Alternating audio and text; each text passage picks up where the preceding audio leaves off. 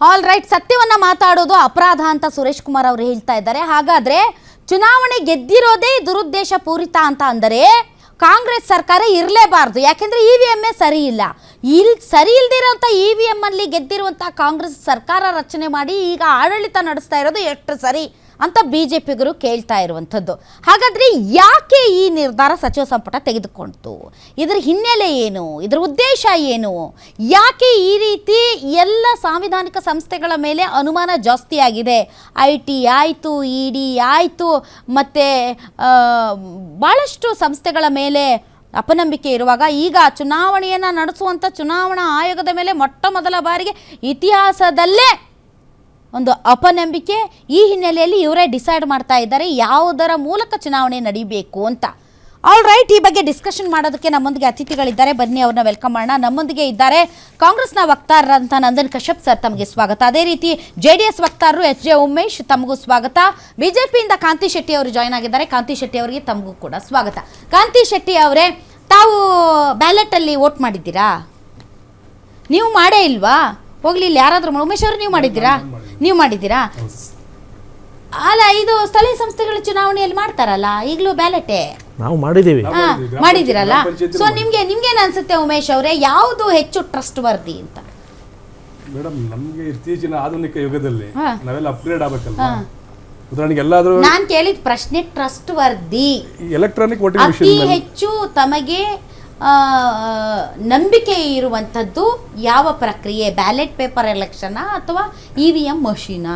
ಎರಡು ಒಂದೇ ಮೇಡಮ್. ಅದರಲ್ಲಿ EVM ಈಗ ಬೆಸ್ಟ್ ಅಂತ ನನ್ನ ಅಭಿಪ್ರಾಯ. ಏನಕ್ಕೆ ಅಂತಂದ್ರೆ ಅದರಲ್ಲಿ ಅಲ್ಲ, ಅವ್ರು ಹೇಳೋದು EVM ಮಷೀನ್ ಅಲ್ಲಿ ನೀವು ಒತ್ತಿರೋದು ಈಗ JDS ಗೊತ್ತಿದ್ದು JDSಗೆ ಹೋಗಿ ಕುತ್ಕೊಳ್ಳುತ್ತಾ ಅಥವಾ ಬೇರೆದಕ್ಕೆ ಹೋಗುತ್ತೆ? ಯಾಕಂದ್ರೆ ನಮಗ್ ಗೊತ್ತಾಗಲ್ಲ. ಅವ್ರು ಹೇಳತ್ತಿರೋದು ಏನು ಅಂತಂದ್ರೆ, ಈಗ ನಾವು ಈ ಬ್ಯಾಲೆಟ್ ಪೇಪರ್ ಅಲ್ಲಿ ಈಗ JDS ಅಂತ ಇದ್ರೆ ಅದಕ್ಕೆ ಹೊಡೆದ್ಬಿಟ್ಟು ಮಡಚ್ಬಿಟ್ಟು ನೋಡ್ತೀವಿ, ಸರಿಯಾಗಿ ಹೊಡ್ತಿದ್ದೀನಾ, ಅದಕ್ಕೆ ಬಿದ್ದಿದ್ಯಾ ಅಂತ ನೋಡ್ಬಿಟ್ಟು ಮಡಚಿಡ್ತೀವಿ. ಆದರೆ EVM ಮಷೀನ್ ನಲ್ಲಿ ಒತ್ತಿರೋದು ಅದಕ್ಕೆ ಹೋಗುತ್ತಾ ಇಲ್ವಾ ಅಂತ ಮತದಾರರಿಗೆ ಗೊತ್ತಾಗಲ್ಲ ಅಂತ. ಇಲ್ಲ, ಅವು ತಪ್ಪು ಕಲ್ಪನೆ ಅದು. ಅಲ್ಲೂ ಸಹ ಎಲೆಕ್ಟ್ರಾನಿಕ್ ಫಾರ್ಮೇಟ್ ಅಷ್ಟೇ ಅದು. ಅಲ್ಲಿ ಎಲ್ಲ ಇರ್ತದೆ, ಕ್ರಮ ಸಂಖ್ಯೆ ಇರ್ತದೆ, ಅಭ್ಯರ್ಥಿ ಹೆಸರು ಇರುತ್ತೆ, ಪಕ್ಷದ ಚಿಹ್ನೆ ಇರ್ತದೆ. ಆಮೇಲೆ ಯಾವ ಬಟನ್ ಮುಂದೆ ಅಂದ್ರೆ ಒಂದೇ ಬಟನ್ ಇರಲ್ವಲ್ಲ ಮೇಡಮ್. ಅಲ್ಲಿ ನಾವ್ ಯಾವ ಚಿಹ್ನೆ ಮುಂದೆ ಇರುತ್ತೆ ಆ ಬಟನ್ ಒತ್ತಿರ್ತೀವಿ. ಕರೆಕ್ಟ್. ಅವ್ರು ಹೇಳದ್ ನಾನು ಹೇಳದ್ ನಿಮ್ಗೆ ಅರ್ಥ ಆಯ್ತು. ಅವ್ರು ಹೇಳೋದು ನಾವು ಒತ್ತಿದ್ ನಮ್ಗೆ ಕಾಣುತ್ತೆ, ಅವ್ರೆಲ್ಲದ್ರಲ್ಲೂ ಅನುಮಾನ, ಅದ್ರಲ್ಲಿ ನಾವು ಒತ್ತಿದ್ ನಮ್ಗೆ ಕಾಣಲ್ಲ ಅಂತ. ಬಟ್ ಅದಕ್ಕೆ ಅಂತ VVPAT ತಗೊಂಡ್ ಬಂದ್ರು. ಹೌದು. ಆದ್ರೆ ಅದು ಎಲ್ಲಾ ಕ್ಷೇತ್ರಗಳಲ್ಲೂ ಕೂಡ ಇರಲಿಲ್ಲ, ಕೆಲವು ಕ್ಷೇತ್ರಗಳಿಗೆ ಮಾತ್ರ ಸೀಮಿತವಾಗಿತ್ತು. ಸೊ ಅದು ಒಂದು ಕೂಗೆತ್ತು. ಎಲ್ಲಾ ಕ್ಷೇತ್ರಗಳಲ್ಲೂ ಇಟ್ಟು ಬಿಡಿ, ಇದನ್ನು ಸೈಮಲ್ಟೇನಿಯಸ್ಲಿ ಕೌಂಟ್ ಮಾಡಿ, ಎರಡು ತಾಳೆ ಆದ್ರೆ ಕರೆಕ್ಟ್ ಇದೆ ರಿಸಲ್ಟ್ ಅಂತ. ಅಂತಂದ್ರೆ ಅದು ತುಂಬಾ ನಿಧಾನಗತಿಯಲ್ಲಿ ಆಗುವಂತ ಪ್ರೋಸೆಸ್ ಅದು. ಅದು ಮಾಮೂಲಿ ಬ್ಯಾಲೆಟ್ ನಿಮ್ಮ ಹತ್ರ ಫಾಸ್ಟ್ ಫುಡ್ ತರ ಇರಬೇಕಲ್ಲ ಮೇಡಮ್. ಅಲ್ಲ, ಈ ಗವರ್ನೆನ್ಸ್ ಇದೆ, ಈಗ ಈ ಕೋರ್ಟ್ ಸಿಸ್ಟಮ್ಸ್ ಎಲ್ಲ ಮಾಡಿದಿರ ಎಲ್ಲವನ್ನೂ ಎಲೆಕ್ಟ್ರಾನಿಕ್ ಯುಗದಲ್ಲಿ ನಾವು ಇನ್ನು ನೀವು ಹೇಳ್ದಂಗೆ ಒಂದು ಹಳೆ ಶಿಲಾಯುಗಕ್ಕೆ ಹೋಗ್ಬೇಕು ನಾವು. ಯಾಕೆ ಆಧುನಿಕತೆಗೆ ನಾವು ಹೊಂದ್ಕೋಬಾರ್ದು? ಈ ಸುಪ್ರೀಂ ಕೋರ್ಟ್ ಅದಕ್ಕೆ ಹೇಳಿದೆ, ATM ಮಷೀನ್ ಅಲ್ಲಿ 100, 200, ಅಲ್ವಾ? ಈಗ ಫೋನ್ ಪೇ ಇದೆ, ಗೂಗಲ್ ಪೇ ಇದೆ. ಈಗ ನಾವು ಈ ತರ ಒಂದು ವ್ಯವಸ್ಥೆಯಲ್ಲಿ ಇರ್ಬೇಕಾದ್ರೆ ಅವ್ರಿಗೆ ಕಾಂಗ್ರೆಸ್ನವ್ರಿಗೆ ಯಾಕೆ ಅನುಮಾನ? ಅಲ್ಲ, ಅದೆಲ್ಲ ಆಕ್ಟ್ ಮಾಡಬಹುದು. ಅಲ್ಲ, ಸಾಧ್ಯನೇ ಇಲ್ಲ.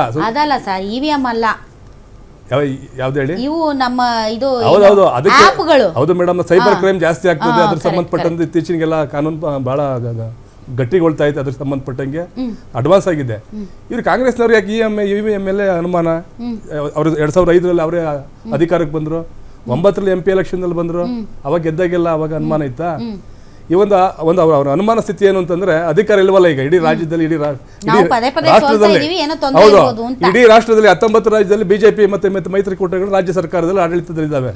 ಇವ್ರು ಇರೋದೇ ಒಂದು 3 ರಾಜ್ಯದಲ್ಲಿ ಮಾತ್ರ ಅಧಿಕೃತವಾಗಿ, ಕರ್ನಾಟಕ, ತೆಲಂಗಾಣ, ಹಿಮಾಚಲ ಪ್ರದೇಶ. ಇನ್ನು ಉಳಿದ ಕಡೆ ಎಲ್ಲ ಸ್ವಲ್ಪ ಕೊಯ್ಲೇಷನ್ ಇದೆ.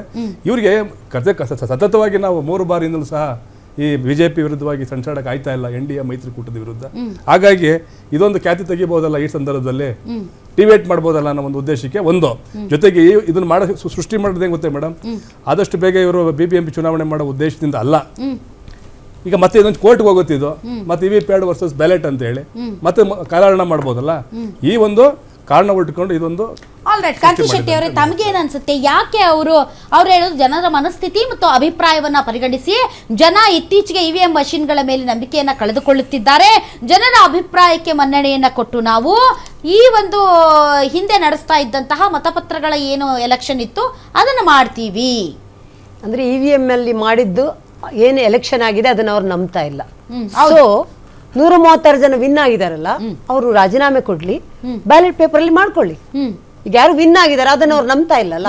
ಈಗ ಮನಮೋಹನ್ ಸಿಂಗ್ ಅವರು ಕೂಡ 2 ಸರಿ ಪ್ರೈಮ್ ಮಿನಿಸ್ಟರ್ ಆಗಿರೋದು ಇದೇ EVM ಚುನಾವಣೆ. ಅವಾಗ ಅವ್ರಿಗೆ ಸರಿ ಇತ್ತು. 136 ಜನ ಕರ್ನಾಟಕದಲ್ಲಿ ವಿನ್ ಆಗದಾಗ ಸರಿ ಇತ್ತು.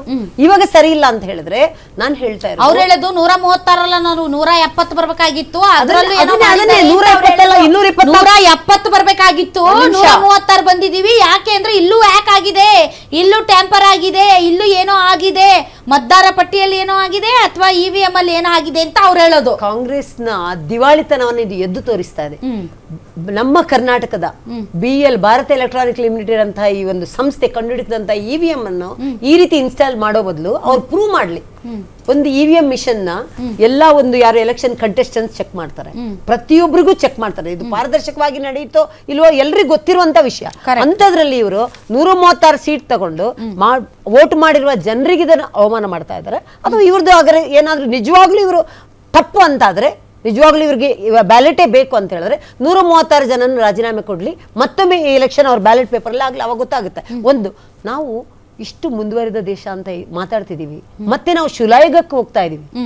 ಒಂದು ಎಲೆಕ್ಷನ್ ಇದಾದಾಗ ಕಂಟೆಸ್ಟ್ ಎಷ್ಟು ಬ್ಯಾಲೆಟ್ ಪೇಪರ್, ಅದರಲ್ಲಿ ಎಷ್ಟು ಜನ ಅಲ್ಲಿ ನಿಂತ್ಕೋಬೇಕು, ಯಾವ ತರ ಎಲ್ಲವನ್ನೂ ಅನುಭವಿಸಿ ಇದು ಬೆಟರ್ ಅಂತ ಹೇಳಿ ಇಷ್ಟು ವರ್ಷದ ನಾವು 2001ರಲ್ಲಿ ಹರಿಯಾಣ ಅವರೇ ತಂದಿದ್ದು.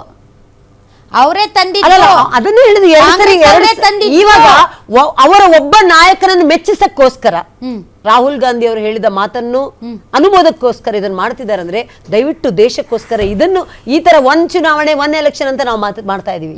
ಇಂಥ ಪರಿಸ್ಥಿತಿಯಲ್ಲಿ ಲಕ್ಷಾಂತರ ಬ್ಯಾಲೆಟ್ ಪೇಪರ್ ಅನ್ನು ತರಕ್ಕೆ ಸಾಧ್ಯ ಇದೆಯಾ ಅಥವಾ ಕಷ್ಟ ಇದೆಯಾ? ಇಲ್ಲ, ಮೊದಲಾಗಿಲ್ಲ ಅಂತ ಹೇಳ್ತಾ ಇಲ್ಲ. ನಾವು ಇಷ್ಟು ವರ್ಷದಿಂದ ಇದನ್ನು ಈಗಿನ ಒಂದು 2001ರಿಂದ ಈ ಕಡೆ ಒಂದು 25 ವರ್ಷದಿಂದ ಹುಟ್ಟಿರುವಂತ ಯುವಕರು ಯಾವತ್ತಾದ್ರೂ ಇದನ್ನು ಬ್ಯಾಲೆಟ್ ಪೇಪರ್ ಮಾಡಿದಾರ? 25 ಅಲ್ಲ, ಸಾರಿ, ಅದಕ್ಕಿಂತ 18 ವರ್ಷದಿಂದ ಅಂದ್ರೆ ಎಷ್ಟು? 2025ರಲ್ಲಿ ಶುರು ಆಯ್ತಂದ್ರೆ ಅದಕ್ಕಿಂತ ಅವತ್ತಿಂದ ಇವತ್ತಿನ ಹೊರಗಡೆ ಯುವ ಪೀಳಿಗೆ ಯಾರು ವೋಟ್ ಮಾಡಿಲ್ಲ. ಇವರ